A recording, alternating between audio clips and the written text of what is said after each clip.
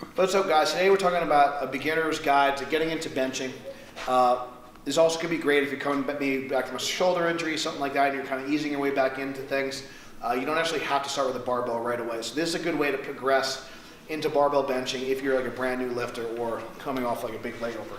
So what I recommend for most people, everyone has a floor, right? Everyone has access to a floor. So doing something like a floor press is a great way to start. So I just want to notice you're going to lie down on your side. Okay, and we're going to do a one-arm floor press to start. Just mainly for stability. It's a little bit easier to kind of get in position. So we're going to grab the weight, and you can use two hands to get it in position. You're going to roll this way. Okay. So it's not, so don't come across your body. So just like literally let it go. Okay.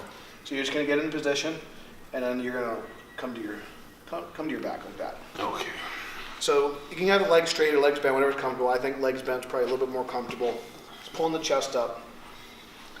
So the floor is going to stop him from getting in a bad position. He could work on getting his chest up. He's going to be a little bit more supported in the bottom. So it's almost kind of like what a box squat would be for a squat. In a box squat, you're supported in the bottom, so you can I can get him in a good position. He can get himself in a good position. His elbow's about 45 degrees in the body. He's pulling his chest up proud. He's keeping his wrists stacked over his elbow, and then he could drive up and come toward the center of his body. And he's going to lock out right over his shoulder joint. So he's going to come slightly in to work the chest. And he's going to pull the elbow out, 45 degrees, come back in. Pause. Again, supported here, so if he is a little wobbly, so give him a little stability and he can come up. When we're locking out, we want to make sure the wrist, elbow, and shoulder joint is stacked. We don't want to push it forward. We want to make sure it's nice, good alignment at the top. Come back down. Good. And then we can progress to 2 dumbbells at the same time. Sometimes it's a little bit harder to get in position, but I'll just hold it for him. Okay. So now we're on 2 at the same time. That's a good progression. So we're adding some more load. Obviously, you can start with push-ups and things like that, but that's another video for another day. Okay. So start with lighter weights with one arm, then you can progress to doing 2 arms. Again, we're supported here. Now we're going to have to work both sides of the body at the same time. We can explode up. And we're going to lock out right over the shoulder joint and then stretch the chest, come back to the ground. So that floor is supporting us, making sure we have a good stacked position in the bottom. Come up. So working the chest, shoulders, and triceps here. Come back down, pause, and push. Good. So when you're using 2 dumbbells, when you're kind of getting them, you can kind of bring them palms facing, and then just kind of come to the floor like this, just for safety. Okay. So the floor press, you're not going to be able to use a ton of weight on, just because it's kind of awkward to get in position. So what I would recommend is you start with both weights on your quads, and you can kind of, as you're leaning back, you can kind of kick, use your legs to help kind of get them in position like that. What I'd recommend, again, to limit the amount of weight you're doing in the beginning, is you actually start with your feet up on the bench. So just get comfortable with the upper body positioning, the stability it takes to do feet up benching, and then you can progress to your feet down like a normal bench, okay? Making sure we're not really looking up or internally rotating the shoulders as we come up, okay? So as we come up, we're gonna drive up, and we wanna think about coming down slow and getting a little pause on the bottom, and we wanna make sure that a common mistake I see is people kind of flex the elbow too much, and they'll let the weights rest on the chest. So now we're losing tension here, we're not having stability. So we want to make sure we pause, we want to make sure the weight's not touching our body.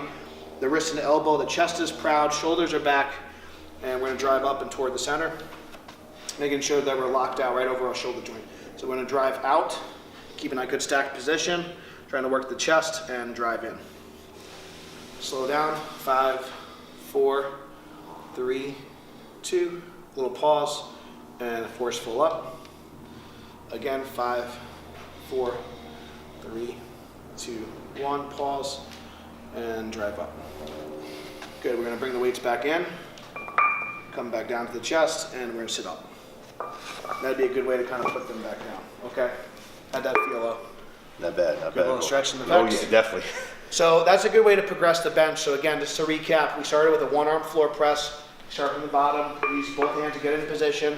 Wrist, elbows stacked, then you can progress to a 2-arm floor press. That's going to keep you supported in the bottom, and then you can go into a dumbbell bench with your feet up, we would recommend using a slow eccentric. Always pause in the bottom for all your presses to make sure you're not using too much momentum. Make sure you have tension in the bottom.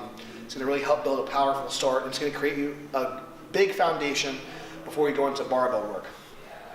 Where should you start with the barbell? You can go to the floor press again if you'd like. Make sure you're kind of comfortable with that range of motion, and you can progress to a full range press. You start with your feet up, then you can do a competition sit-up like a power lifter. But just don't be in such a rush to do like the full barbell movement, especially if you're starting out. And again, these movements can be great as accessory movements if you're a more advanced lifter, or if you're just coming back from a long layoff. So I know, again, for some bigger guys, if you have longer arms and stuff, we really want to make sure we're building up the strength in the pecs, the shoulders, to make sure you're kind of safe in the bottom. So if you're kind of a skinnier person as well, you're going to be really vulnerable in that bottom position. So by building up the chest, building up the shoulders, it's going to allow you a little bit more cushion, a little bit more stability in the bottom, so you can be nice and safe. So any tips for people starting out in the bench that you could say? I know, like making sure your form is good, making sure maybe you're pausing and things like that. Yeah, pause reps help a lot too. Pause reps definitely help a lot. Help you build that tension, getting off your chest, because you definitely need that pec strength to get off your chest. So I definitely would say that's a good thing. Yeah, so it just comes down to form again and making sure you're in control of the weight. You don't want to make sure you're controlling the weight, make sure the weight's not controlling you.